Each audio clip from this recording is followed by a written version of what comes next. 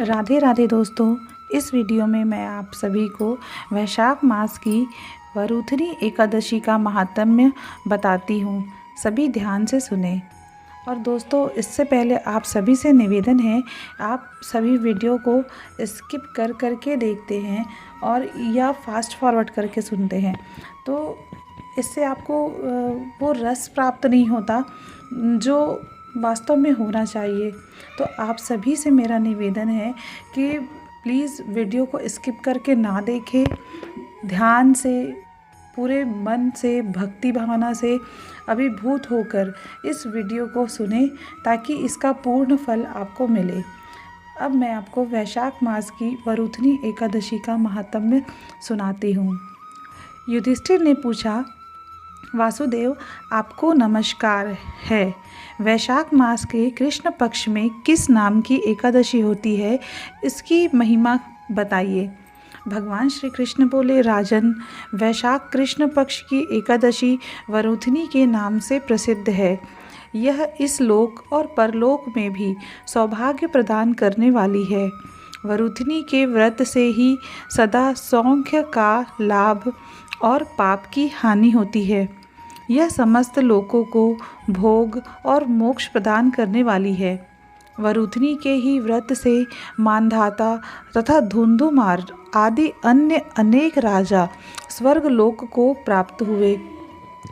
जो 10,000 वर्षों तक तपस्या करता है, उसके समान ही फल वरुथनी के व्रत से भी मनुष्य प्राप्त कर लेता है। हे नृपश्रेष्ठ, घोड़े के दान से हाथी का दान श्रेष्ठ है। भूमि दान उससे भी बड़ा है। भूमि दान से भी अधिक महत्व तिल दान का है। तिल दान से बढ़कर स्वर्ण दान और स्वर्ण दान से बढ़कर अन्न दान है, क्योंकि देवता, पितर तथा मनुष्यों को अन्न से ही तृप्ति प्राप्त होती है। विद्वान पुरुषों ने कन्यादान को भी अन्नदान के ही समान बताया है। कन्यादान के तुल्य ही धेनु का दान है। यह साक्षात भगवान का कथन है। ऊपर बताए हुए सब दानों से बड़ा विद्या दान है।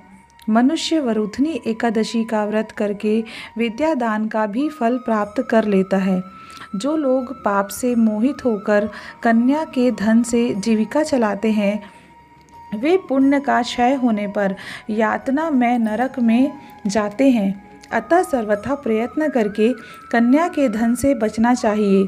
उसे अपने काम में नहीं लाना चाहिए।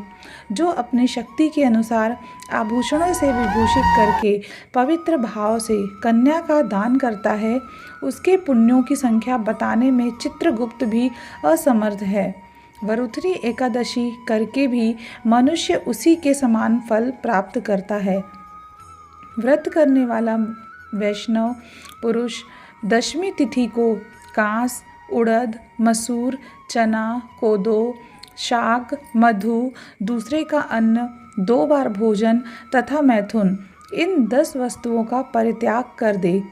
एकादशी को जुआ खेलना, नींद लेना, पान खाना, दातुन करना, दूसरे की निंदा करना, चुगली खाना, चोरी, हिंसा, मैथुन, क्रोध तथा असत्य भाषण, इन 11 बातों को त्याग दें। द्वादशी को कांस, उड़द, शराब, मधु, तेल, पतितों से वार्तालाप, व्यायाम, परदेश गमन, 2 बार भोजन, मैथुन, बैल की पीठ पर सवारी और मसूर, इन 12 वस्तुओं का त्याग करें। राजन, इस विधि से वरुथनी एकादशी की जाती है। रात को जागरण करके जो भगवान मधुसूदन का पूजन करते हैं, वे सब पापों से मुक्त हो परम गति को प्राप्त होते हैं। अतः पाप भीरु मनुष्यों को पूर्ण प्रयत्न करके इस एकादशी का व्रत करना चाहिए। यमराज से डरने वाला मनुष्य अवश्य वरुथनी का व्रत करे। राजन, इसके पढ़ने और सुनने से सहस्त्र गोदान का फल मिलता है और मनुष्य सब पापों से मुक्त होकर विष्णु लोक में प्रतिष्ठित होता है। इस व्रत से मनुष्य इस लोक और परलोक दोनों में सुख पाते हैं। वे अंत में स्वर्ग को प्राप्त करते हैं। शास्त्रों के अनुसार जो मनुष्य लोभ के वश में होकर कन्या का धन ले लेते हैं या आलस्य और कामचोरी के कारण कन्या के धन का भी भक्षण करते हैं, वे प्रलय के अंत तक नरक में पड़े रहते हैं। उनको अगले जन्म में बिलाव का जन्म भोगना पड़ता है।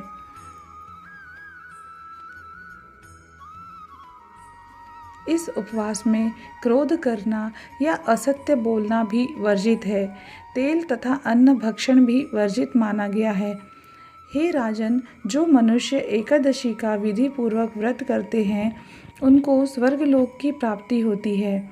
इस व्रत के महात्म्य को पढ़ने से गंगा स्नान करने से भी अधिक फल प्राप्त होता है। कथा सार: संयम सौभाग्य का आधार है। हर प्रकार संयम रखने से प्राणी के सुख और सौभाग्य में वृद्धि होती है। यदि व्यक्ति में संयम नहीं है तो उसके द्वारा किए गए तप, त्याग व भक्ति, पूजा आदि सब प्रभावहीन हो जाते हैं। यह थी वैशाख मास की वरुथनी एकादशी की कथा। आप सभी को मेरा राधे राधे।